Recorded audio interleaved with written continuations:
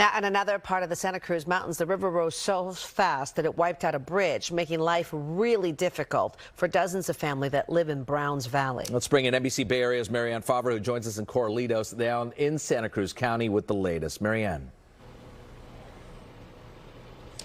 Well, dozens of neighbors use that bridge to get to their homes, and now they're worried about being trapped.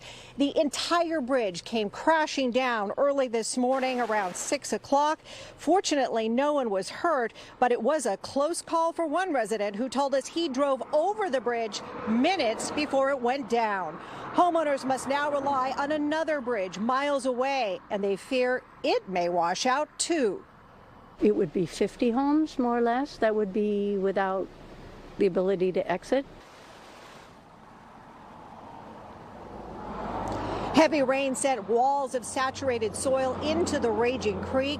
Near Watsonville, high winds toppled huge trees, closing roads near Mount Madonna. The Yubas Creek near Morgan Hill is now a raging river with many roads flooded.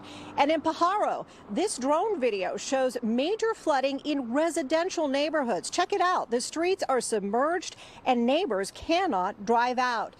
Here in Corralitos, one of the big concerns is that that bridge also took out gas power to that area. And most of those homes rely on gas in order to heat their homes. Reporting live in Corralitos, Marianne Favro, NBC Bay Area News. That is a difficult situation. Thank you, Marianne.